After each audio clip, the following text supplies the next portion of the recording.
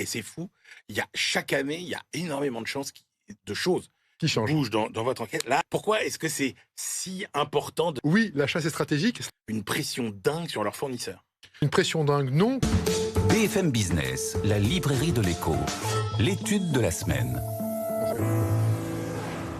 L'étude de la semaine, c'est celle réalisée par Agile Buyers, cabinet spécialisé dans le conseil en achat, qui publie son étude annuelle Tendances et priorités des départements achats pour 2026. Olivier Van Stock, vous êtes le directeur associé d'Agile Buyers. Pourquoi est-ce que c'est si important de détecter ces tendances?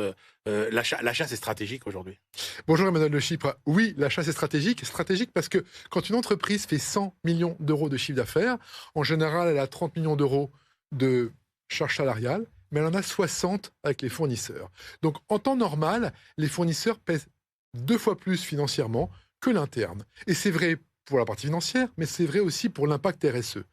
Grosso modo, on agit plus en entreprise Ouais. avec ce qu'on fait avec nos fournisseurs que ce qu'on fait avec l'interne. Alors, première conclusion de cette étude 2026, et c'est fou, chaque année, il y a énormément de choses Qui qui change. bougent dans votre enquête. Là, premier impact, celui de l'intelligence artificielle qui pousse les acheteurs à mettre une pression dingue sur leurs fournisseurs. Une pression dingue, non. Quand on est vendeur, on sait qu'il faut être positionné sur le marché en termes de prix. Donc effectivement, ce qui est nouveau dans la 17e version de l'étude Agile Buyer CNA sur les tendances 2026, c'est qu'on parle de la révolution industrielle qu'est l'IA. Ouais. L'IA, une révolution industrielle, c'est quoi? C'est quand on remplace un homme par une machine. Mm. C'est ce qui se passe avec l'IA. Assez logiquement, quand on remplace un homme par une machine, eh bien les coûts diminuent. Eh bien les coûts, cette baisse de coûts, eh bien, elle est répartie sur toute la chaîne. Donc c'est assez logique qu'elle descende au client. Et au client final, je suis persuadé qu'il y a des produits que le consommateur trouvera avec des prix Oui, plus mais bas sauf que grâce votre à ça. client, il vous demande tout de suite de répercuter la baisse de coût que vous avez pu réaliser grâce à l'intelligence Et artificielle. pourquoi attendre? Vous attendez plusieurs mois quand il y a des baisses de prix du pétrole? Non, non, non, je Et sais donc, c'est bien, je normal sais qu'on bien. partage le coût maintenant. Et les entreprises aujourd'hui, eh bien, elles ont besoin de réduire leurs coûts. Et c'est logique. Alors, deuxième tendance, c'est ce que vous appelez les deux effets Trump. Oui, Il y en a un sur la RSE c'est ça. et l'autre sur les droits de douane. Oui. Alors, sur la RSE, les États-Unis sont un gros client de l'Europe. Assez logiquement, vous voulez faire plaisir à votre client. Le client, il dit, moi, le développement durable, la RSE, j'en veux plus trop. Donc, les entreprises vont assez logiquement être moins développement durable et moins RSE.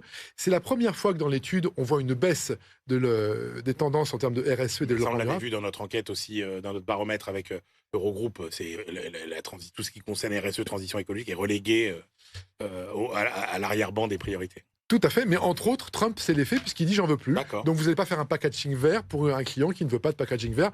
Et donc effectivement, la RSE est reléguée au deuxième plan. Par contre, les droits de douane Ouais. n'ont pas d'effet fortement négatif perçu, pour le moment en tout cas. Alors, l'autre tendance, à vrai dire, avec l'IA qui, moi, m'a le plus surpris, c'est que il y a encore l'année dernière, ça fait quelques années que tout le monde en a plein la bouche, des relocalisations, de la proximité entre les fournisseurs, les clients, etc.